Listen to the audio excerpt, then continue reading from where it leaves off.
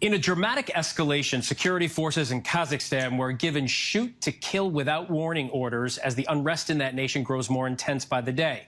Russian troops are also there backing up the government. All of this after the strongman regime raised gas prices. Here's ABC's senior foreign correspondent Ian Pannell. It began as peaceful protests over rising gas prices in the oil-rich Central Asian country of Kazakhstan. But it rapidly descended into bloodshed and chaos, with the president issuing a shoot-to-kill order.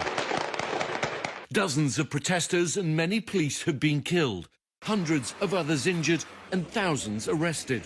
The unrest began this week when thousands of people took to the streets across the country. They protested about gas prices, but also called for political change in this authoritarian regime. They're the largest protests since Kazakhstan's independence from the Soviet Union over 3 decades ago. Almaty, the country's largest city, exploding, with protesters ransacking and burning the mayor's office and the former presidential residence, setting police vehicles ablaze. Kazakhstan is the world's 9th largest oil producer and the 2nd largest centre in the world for Bitcoin mining, home to major mineral deposits.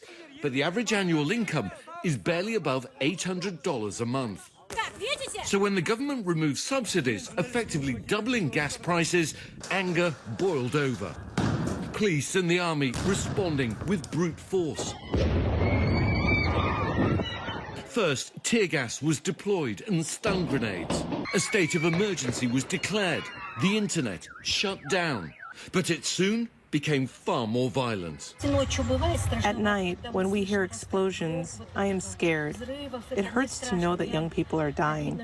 I am a mother myself, and it hurts my heart a lot. Kazakhstan's been dominated by one man since it left the Soviet Union, Nursultan Nazarbayev, an ex-Communist Party boss who built a cult of personality. First as president, then self-styled father of the nation. But years of authoritarian rule, repression, corruption and the failure to share the nation's wealth with the people combined with economic strains caused by the pandemic. The gas price hike was the straw that broke the camel's back. The current president, appointed by Nazarbayev, sacked the government, halted the fuel increase and removed Nazarbayev himself from his role as head of the National Security Council. But still, the protests gathered pace.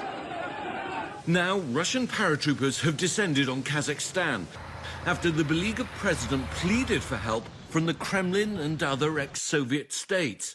The last thing Putin, China and regional autocrats need is a revolution on their doorstep. Today, the Kazakh president claiming the situation's under control, but pockets of protest remain, and the clamour for real change across this region is undiminished.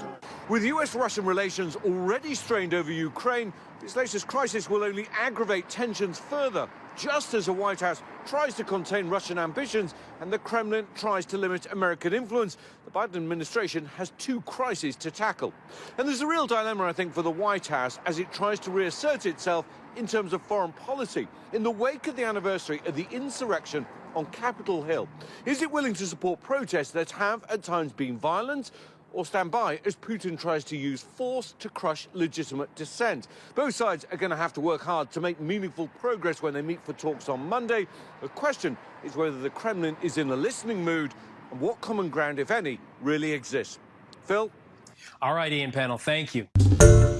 Hi, everyone. George Stephanopoulos here. Thanks for checking out the ABC News YouTube channel. If you'd like to get more videos, show highlights, and watch live event coverage, click on the right over here to subscribe to our channel. And don't forget to download the ABC News app for breaking news alerts. Thanks for watching.